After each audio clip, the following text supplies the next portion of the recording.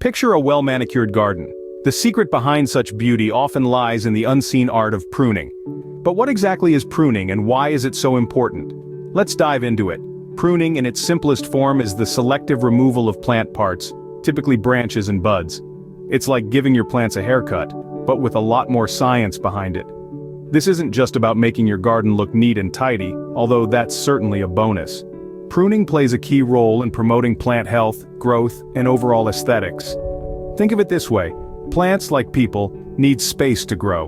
When branches become overcrowded, they compete for the same nutrients and sunlight, which can lead to stunted growth and disease. By carefully pruning your plants, you're ensuring that each branch has its own space to thrive.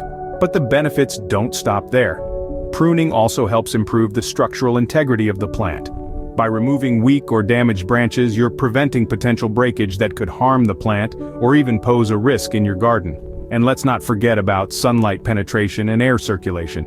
By thinning out dense foliage, you're allowing more sunlight to reach the inner parts of the plant, which is crucial for photosynthesis. Similarly, good air circulation can help prevent the spread of plant diseases. If flowers and fruits are your end game, pruning is your best friend. For many plants, pruning encourages the growth of new flowering stems. And for fruit trees, strategic pruning can result in larger, healthier fruits. But perhaps one of the most fascinating aspects of pruning is its ability to shape plant growth. By understanding how plants respond to different types of cuts, gardeners can guide their plants to grow in desired directions and forms, creating a living work of art. So, pruning is not just about aesthetics, it's a vital part of maintaining your garden's health. And with the right knowledge and techniques, you can turn the act of pruning into a rewarding and meditative practice. The timing of your pruning can make a huge difference. Let's delve into the best seasons for pruning various types of plants. Just as each plant has its unique needs and characteristics, so do they have their preferred pruning seasons. Let's start with fruit trees. These are typically best pruned in late winter or early spring, before the new growth starts but after the worst of the winter cold has passed. Pruning during this time helps to invigorate the trees, leading to a robust bloom and a bountiful harvest. Next, we have roses. While the exact timing can vary depending on the type of rose and the climate, a good rule of thumb is to prune just before the plant breaks dormancy, which often means late winter or early spring.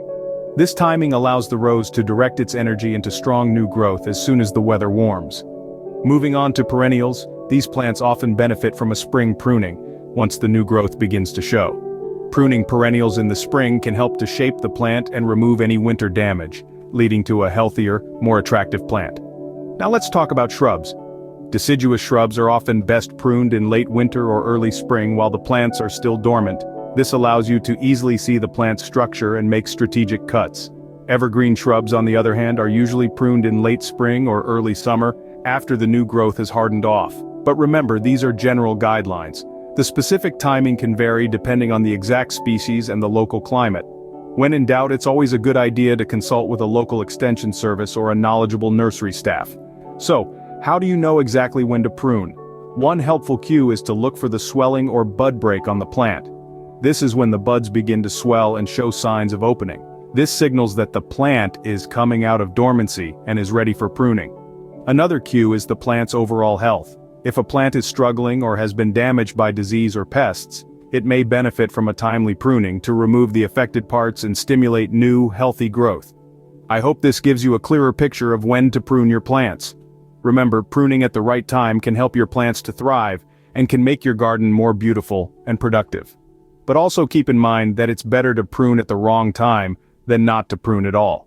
Even if the timing isn't perfect, your plants will still benefit from the care and attention of a good prune. Remember, timing is everything when it comes to pruning.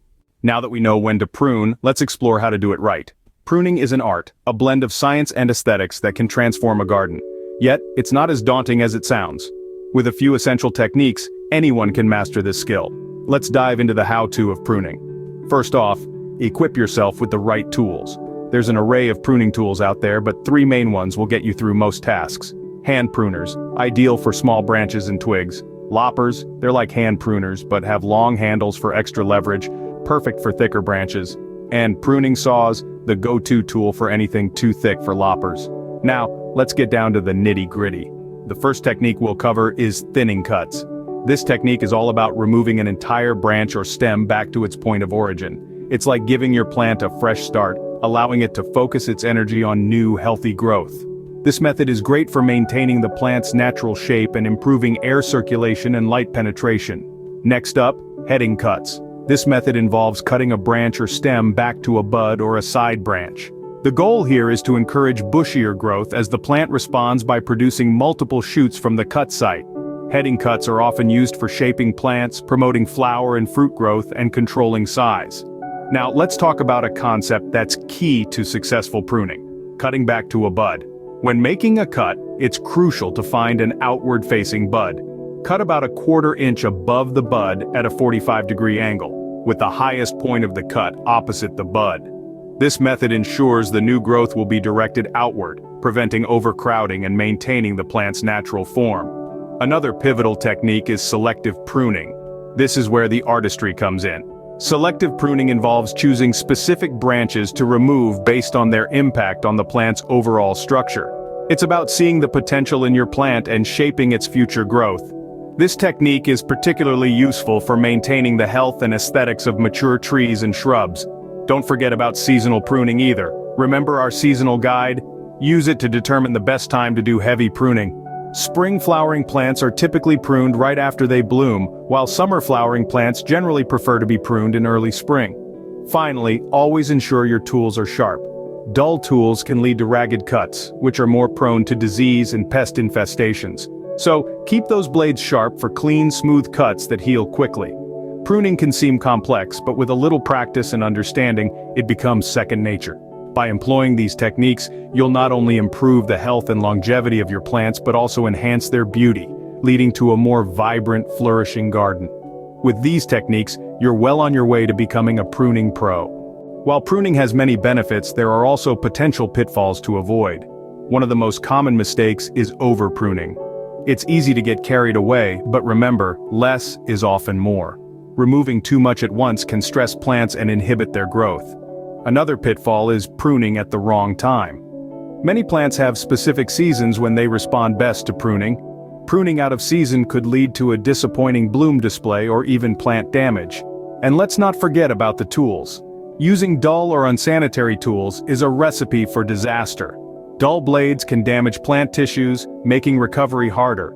Dirty tools can spread diseases from one plant to another, wreaking havoc in your garden.